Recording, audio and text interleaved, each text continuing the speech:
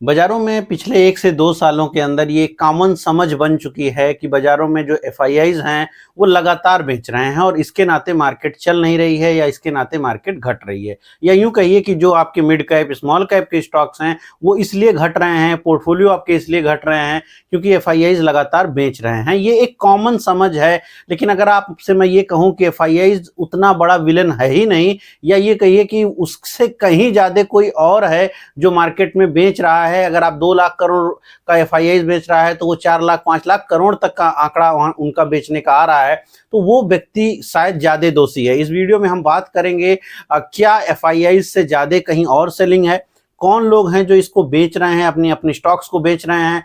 As a retail participant क्या आपको समझना चाहिए, आने वाले वक्त में क्या इन डेटा का यूज है, मार्केट के हिसाब से किस तरह से आपको व्यू बनाना चाहिए बाजारों को लेकर के, जब आप अगले कुछ दिनों या यूं कहिए कुछ महीनों के लिए विचार बना रहे हो निवेश का, या फिर एग्जिट करने के बारे में क्या आपके विचार होने चाहिए। हम पूरी बात इस वीडियो में करने की कोशिश करेंगे, लेकिन अगर आप चैनल पर पहली बार हैं तो सब्सक्राइब जरूर कीजिएगा। नमस्कार, मैं हूं अतुल वर्मा। अब बात हम ये अगर करें कि एफआईआईज की जो सेलिंग है वो एक लिमिट से ज्यादा तो दिखती है, लेकिन सिर्फ वही सब कुछ कर रहे हो ये ऐसा नहीं है। अगर हम इसको देखना चाहें तो जाहिर सी बात है हमें इन दोनों के बीच का डिफरेंस चाहिए। अगर हम यहाँ पर इस डिफरेंस को देखने की कोशिश करें कि क्या आंकड़े आ रहे हैं इन दोनों के बीच में, यानी एफआईआईज और डीआईआईज की सेलिंग का, तो उससे बेहतर पहला जरूरी ये होगा कि हम इसको देखें कि एफआईआईज क्या माल बेच रहे हैं, यानी डीआईआईज किस तरह से खरीद रहे हैं और एफआईआईज किस तरह से बेच रहे हैं। अगर हम लोग यहाँ पर 2000 मैं पिछले 4-5 साल की अगर बात करूं तो 2025-24 की अगर आप बात करिए तो 2025 में करीब करीब 6 लाख करोड़, यानी इवन उससे ज्यादा है, करीब 7 लाख करोड़ के आसपास जो है यहाँ पर खरीदारी की गई है डीआईआईज की तरफ से, जो कि हिस्टोरिकली बहुत ज्यादा है। वर्ष 2016 की तुलना में अगर आप बात करेंगे जब केवल 36,000 करोड़ था, आज 7 लाख करोड़ के आसपास पहुंचने वाला है। ये नंबर कई गुना में दिखता है। लेकिन अगर उस दौर का यानी 2017-18 की बात करिए, लगभग 1 लाख करोड़ के आसपास उस समय वो डाटा आ रहा था आपके पास, और अभी भी करीब वहां से 7 गुना हम बढ़े हैं। तो रिटेलर्स ने जबरदस्त ढंग से पैसा बाजारों में डाला है।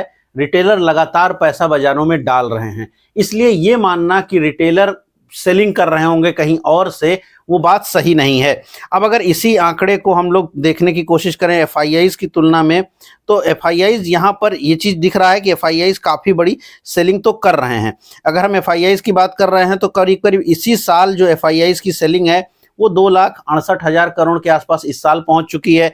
इसी साल 2024 में पिछले साल 2024 में एफआईआईज की करीब 3 लाख करोड़ की सेलिंग रही है। इवन उसके पहले इतनी बड़ी कोई मेजर सेलिंग आपको दिखाई नहीं पड़ती है। अब पिछले 2023 में 2022 में भी सेलिंग थी, लेकिन हैवी नहीं थी, और इसीलिए बहुत सारे लोग ये मान के बैठे हुए हैं कि एफआईआईज डीआईआईज में चूंकि एफआईआईज लगातार बेच रहे हैं इसलिए जो रियल प्रॉब्लम है वो इनके नाते आ रही है। लेकिन अगर हम इस नंबर को घटाएं, और बहुत ध्यान से इस नंबर को समझने की जरूरत है, अगर आप इस नंबर को घटाते हैं यानी एफआईआईज डीआईआईज का डिफरेंस करते हैं, मैंने यहाँ 2020 से देखा है तो 2020 में एफआईआईज ने करीब 6400 करोड़ रुपए डाले थे, डीआईआईज ने कम किया था, तो नेट वहां पर एफआईआईज का इन्फ्लो था, तो उसको हम छोड़ सकते हैं।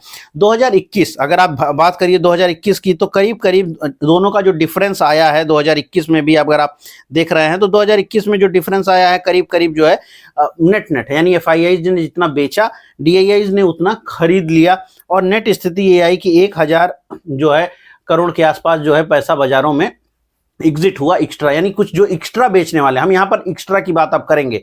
हम इस घटाव को देख करके, यानी डीआईआईज तो खरीद रहे हैं ये बात साफ है, एफआईआईज बेच रहे हैं ये बात भी साफ है, लेकिन जितना एफआईआईज बेच रहे हैं उससे कई गुना अधिक डीआईआईज खरीद रहे हैं। अब अगर एफआईआईज की इस साल की सेलिंग देखी जाए तो करीब जो है 2,68,000 करोड़ हो चुकी है।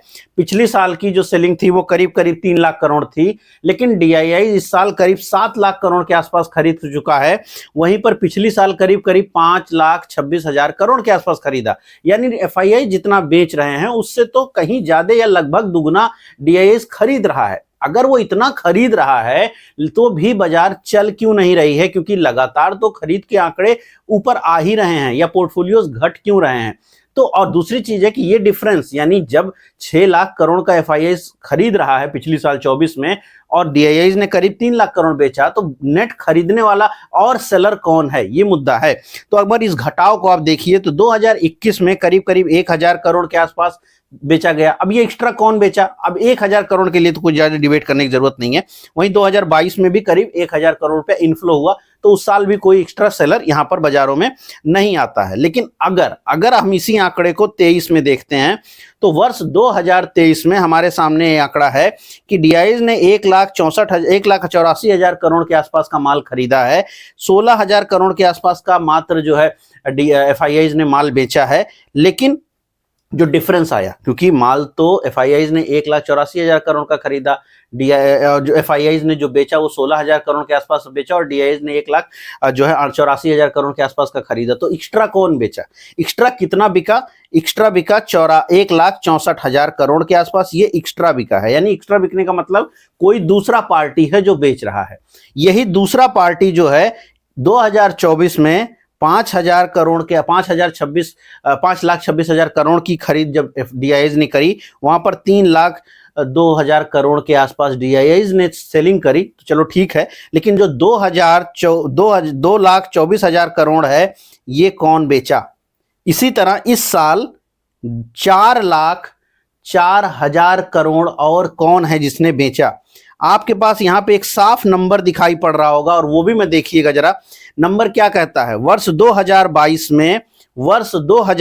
में डीआईआईज ने, अगर आप इस नंबर को, मैं इसको साफ कर देता हूं स्क्रीन को एक बार, अगर आप 2022 का नंबर देखिए तो 2022 में जो एफआईआईज हैं उन्होंने 2,78,000 करोड़ के आसपास का माल बेचा। इस साल वर्ष 2025 में अभी तक एफआईआईज ने 2,68,000 करोड़ के आसपास का माल बेचा है। यानी वर्ष 2025 जो अब लगभग समाप्ति के कगार पे तरफ बढ़ रहा है, हम नवंबर मिड में बात कर रहे हैं, कुल जमा 1.5 महीना बचते हैं, कुल जमा 45 दिन बचते हैं। 45 दिन में ट्रेडिंग डेज की बात करिए तो कुल मिला जुला करके आपके पास 30-31 ट्रेडिंग डेज से भी कम का समय बचेगा। मोस्ट लाइकली 28 दिन एग्जैक्ट आप निकालेंगे तो काफी कम दिन बचे हैं। तो अभी अगर आप देखिए हमने 2022 के करीब करीब की जो है सेलिंग करी है, लेकिन डीआईआईज ने 2022 में 2,76,000 करोड़ खरीदा और इस साल 6,72,000 करोड़ का खरीदा है। अगर नंबर देखिए तो सेम से हैं एफआईआई सेलिंग के, लेकिन मार्केट 2022 की तुलना में 2025 में बहुत खराब है। 2022 में मिड कैप स्मॉल कैप में थोड़ी रैली हो जाती थी, चीजें काफी बेहतर थी इमोशनली और किसी भी तरीके से फाइनेंशियली भी इन्वेस्टर को, ट्रेडर को प्रॉब्लम्स नहीं थी। एक साल के दौरान इमोशनल प्रॉब्लम ये हुई है कि मार्केट चल ही नहीं रही है या पोर्टफोलियोज काफी घट रहे हैं और नया खरीदने का पूंजी भी नहीं बचा है। सेम अमाउंट था, लेकिन मार्केट 2025 में काफी डाउन रही है, 2024 में काफी डाउन रही है। और जो नेट डिफरेंस है उस सारा खेल नेट डिफरेंस का है, क्योंकि 2022 में एफआईआई डीआईआईज का नंबर सेम हो गया और नेट डिफरेंस यहां पर मात्र 1,000 करोड़ का है। लेकिन अब 2024 में ये जो एक्स्ट्रा अमाउंट है 2,68,000 करोड़ की जो एक्स्ट्रा सेलिंग की गई और इस साल 4,000 करोड़ के आसपास की सेलिंग करी गई, ये कौन है। अब यहां पर ये कौन है का आंसर निकालने के लिए हमें 4 प्रकार के लोग बाजारों में होते हैं। पहला एफआईआईज होते हैं, जो बाहर से इंस्टीट्यूट्स हैं, वो आपके बाजार में खरीदी करते हैं और वो सेल करते हैं, एक बात हो गया। दूसरा म्यूचुअल फंड जो जनरली डीआईआईज के माध्यम से पैसा लगा रहे हैं, जिनको आप म्यूचुअल फंड को डीआईआईज मानते हैं और वही होते भी हैं, तो वहां पर भी रिटेल पब्लिक का ही पैसा है। यानी रिटेल अगर आप इनहेरेंटली देख रहे हैं, मैंने शुरुआत में ही आपको ये बताने की कोशिश करी कि रिटेल पब्लिक 2017-18 की तुलना में 7 गुना से ज्यादा पैसा बाजारों में डाल रहा है। 2013-14 की अपेक्षा अगर आप बात करिए तो वो करीब 12-15 गुना ज्यादा पैसा बाजारों में डाल रहा है। ऐसे में और अभी भी जिस प्राणी के पैसे से 6 लाख करोड़ से ज्यादा की बाजार में खरीदारी करी गई है, तकरीबन 7 लाख करोड़ की है, क्योंकि नंबर 6,72,000 करोड़ का है, तो वही रिटेलर जो म्यूचुअल फंड लेता है, वही रिटेलर तो नहीं होगा कि जो जा करके अपने डीमैट अकाउंट में सारा माल बेच देगा, और ना ही रिटेलर के पास इतना बड़ा माल पड़ा हुआ था। तो एक्चुअली ये है कौन व्यक्ति जो ये बेच रहा है। यानी 2023 जब बाजार घटना में प्रॉब्लम आई, 2024 जब बाजारों में भयंकर प्रॉब्लम रही और 2025 जब बाजारों में प्रॉब्लम रही, तो इसका असली विलन जिसकी बारे में तो कोई बात नहीं की जाती वो प्रमोटर है।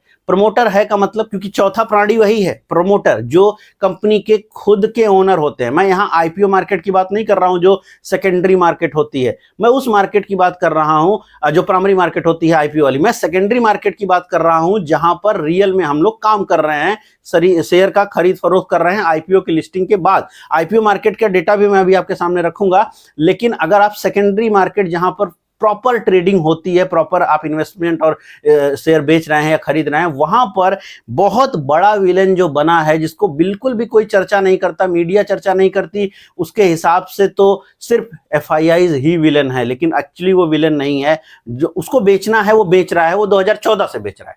वो 2014 बेचा, 15 बेचा, 16 बेचा, 17 18 में थोड़ा बहुत खरीद लिया, वो लगातार बेच रहा है और औसत रूप से वो इतना ही बेच रहा है जितना डीआईएस खरीदा करते थे। लेकिन अब जब डीआईएस की खरीद भी पिछले 2-3 सालों में जबरदस्त ढंग से बढ़ी है, जहां पर आप ये देख पा रहे हैं कि करीब करीब अगर हम डीआईएस की बात कर रहे हैं खरीद में, तो खरीद में वृद्धि हुई है डीआईआईज की, जहां पर 23 में उससे में उन्होंने काफी ज्यादा खरीदा, एफआईआईज ने उतना नहीं बेचा।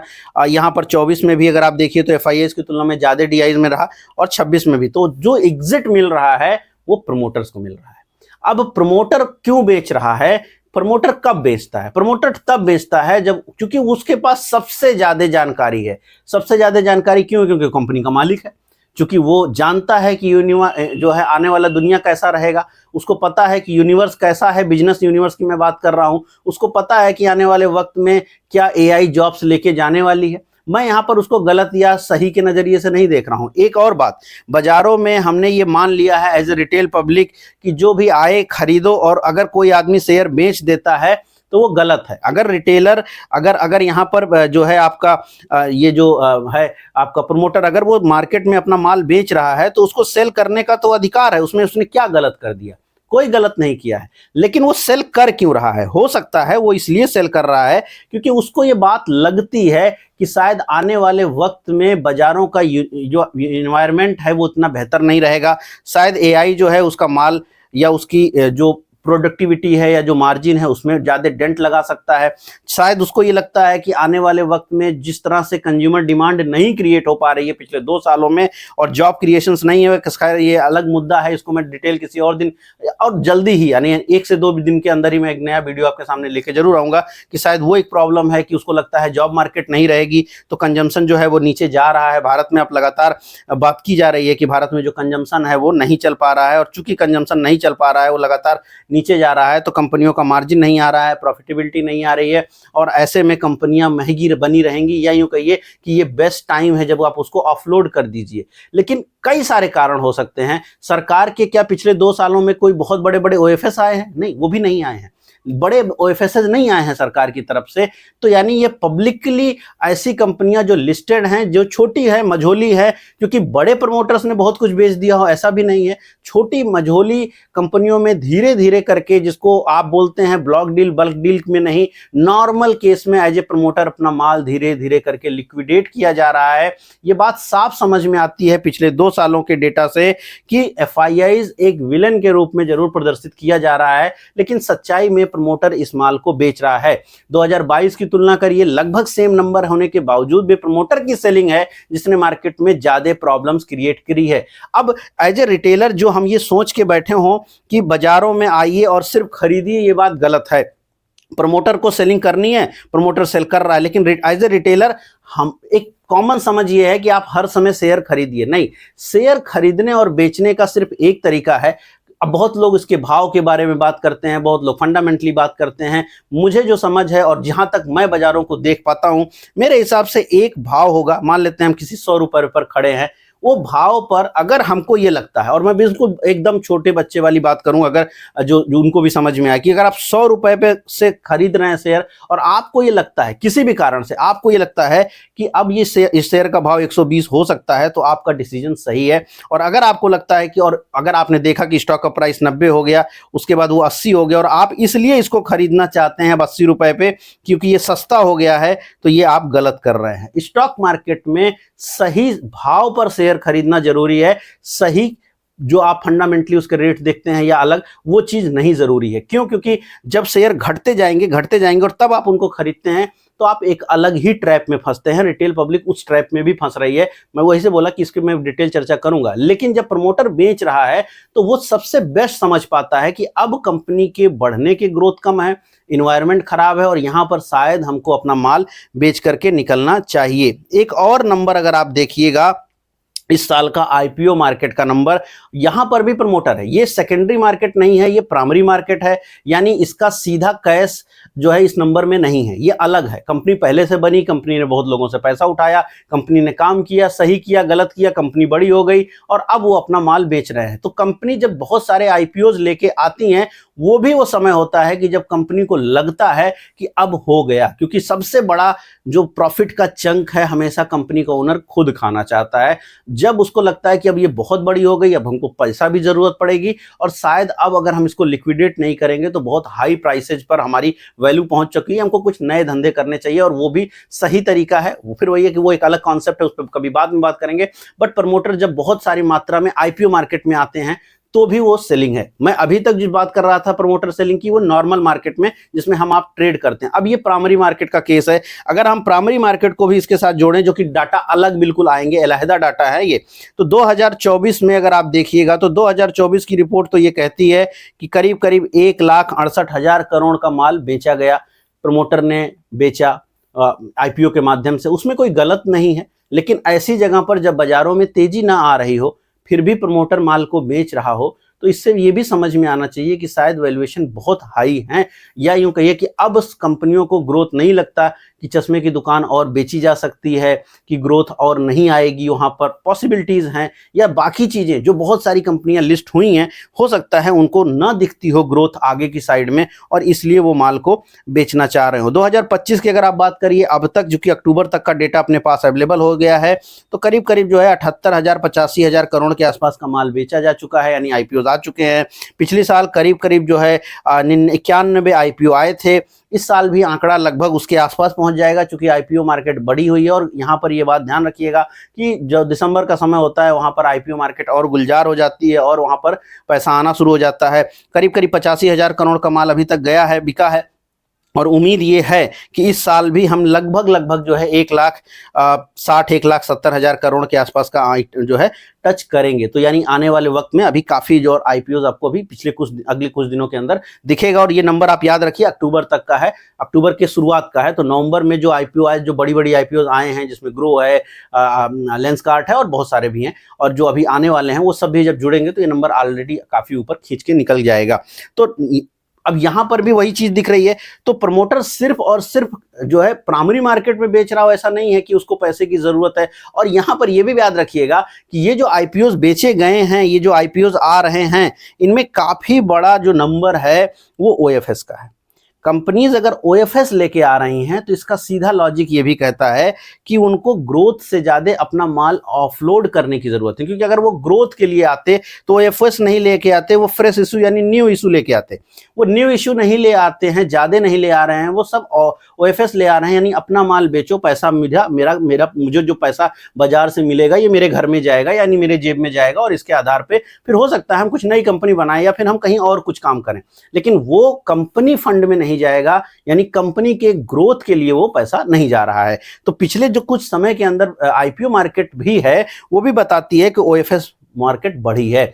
इससे दो बातें साबित होती हैं। एक, जो प्रमोटर है वो कोई भी मार्केट हो, चाहे वो नॉर्मल मार्केट हो या फिर अभी ये जो अपनी ये वाली मार्केट है, जो अभी अपनी जो आपकी सेकेंडरी मार्केट है, यानी जो सेकेंडरी मार्केट है वहां पर भी वो सेलिंग कर रहा है, और वो एफआईआई से ज्यादा सेलिंग कर रहा है। पहली बात, वो एफआईआई से बड़ा सेलर है इस समय, एफआईआई उसकी अपेक्षा कम बड़े सेलर हैं, प्रमोटर ज्यादा बड़ा सेलर है। और मार्केट के जो गिरनी है, जो बाजारों में गिरावट रही है, जो डीआईआईस की प्रॉब्लम्स रही है, उसके सामने शायद प्रमोटर बड़ा मुद्दा खड़ा है जिसके बारे में चर्चाएं नहीं हो रही हैं, एक बात। और सेकेंडरी जो आपकी प्राइमरी मार्केट है वहां पर भी जो आपका प्रोमोटर्स है वो ओएफएस लेके आ रहे हैं, और लगातार ये जो ओएफएस आ रहे हैं यानी जिसको आप आईपीओ की श्रेणी में ही रखेंगे, आईपीओ मार्केट गुलजार बनी हुई है और इसमें भी सेलिंग है। तो यानी वो दोनों हाथों से बेच रहा है, ना सिर्फ वो प्राइमरी में बेच रहा है बल्कि वो सेकेंडरी में बेच रहा है। वो एफआईआईज को भयंकर रूप से एफआईआईज का साथ दे रहा है और डीआईआईज पूरे प्रोमोटर और एफआईआईज को निकलने का मौका दे रहे हैं। या यूं कहें कि रिटेल पब्लिक जो अपना पैसा बाजारों में डालती है वो कहीं ना कहीं इन कंपनी के ओनर्स को, जहां पर आप कंपनी के ओनर बनना चाहते हैं फैक्टरल स्टॉक्स ले करके, लेकिन ये कंपनी के ओनर को आप एक प्रकार से रिटेल पार्टिसिपेंट हो करके, चूंकि आप म्यूचुअल फंड में पैसा डाले और ये म्यूचुअल फंड ने उसका स्टॉक खरीदा, प्रमोटर बाहर गया, तो अल्टीमेटली घूम करके आपने प्रमोटर को एग्जिट करने का मेथड दिया है बाजारों में। और इसकी जो सारा दर्द है, दुख है, वो अब आपके हाथ में आएगा, वो आप अपने हाथ में हासिल कर रहे हैं। ना सिर्फ आपका डीमैट अकाउंट यानी आपके पोर्टफोलियोज नीचे जा रहे हैं, वक्त के साथ म्यूचुअल फंड के रेट्स भी कम होंगे, यानी म्यूचुअल फंड की परफॉर्मेंस भी खराब होगी क्योंकि मार्केट नहीं चल रही है। तो ये पूरा का पूरा बात जो है ये समझ में आपको इसलिए आना चाहिए और इसको आपको समझना चाहिए क्योंकि इसके नाते, इसके कारण से या इस तरीकों से आप ये समझ पाएंगे कि बाजारों में किसी एक को ब्लेम करना, या यूं कहिए कि मार्केट में एक समय के बाद या एक समय तक रहना और उसके बाद अपनी ही चीज को बेच देने की हिम्मत दिखाना बहुत जरूरी है, क्योंकि बाजार भाव की खेल है। आप एक सही भाव पर एंट्री करें, एक भाव तक आपको लगा कि ग्रोथ होनी चाहिए और ग्रोथ हुई, आपके हाथ में आया पैसा, बिल्कुल आपने ठीक किया, और एक समय बाद आपको उससे मुक्ति लेनी है ताकि आप नए जगहों पर जा सकें, ताकि आप नए जगहों पर जो नई चीजों में फिर से अपना निवेश कर सकें। जो लोग यहाँ को इस मार्केट को सब्जी बाजार समझते हैं कि सुबह 6 बजे गए आलू सस्ता मिलेगा, जो शाम के 6 बजे गए आलू थोड़ा महंगा मिलेगा और रात के 9 बजे आलू थोड़ा सस्ता हो जाएगा या मूली के भाव थोड़े घट जाएंगे, तो क्वालिटी भी घट जाएगी। और वो नहीं है ये बाजार कि आप उसमें से आधे आलू को काट करके फिर भी सब्जी बना सकेंगे, ज्यादा सड़े आलू आपके हाथ में आएंगे।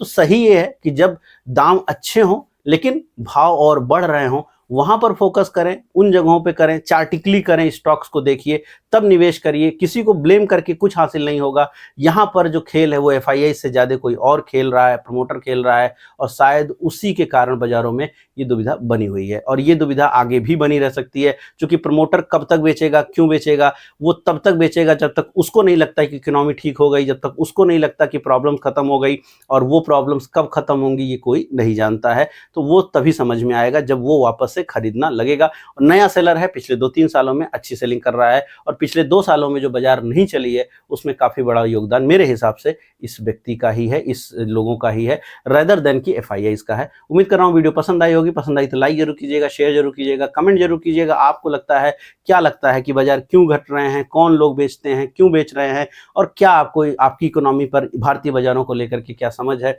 जरूर उसको कमेंट बॉक्स में लिखिएगा। मैं मिलूंगा कल नए वीडियो में। इस वीडियो में इतना ही, धन्यवाद।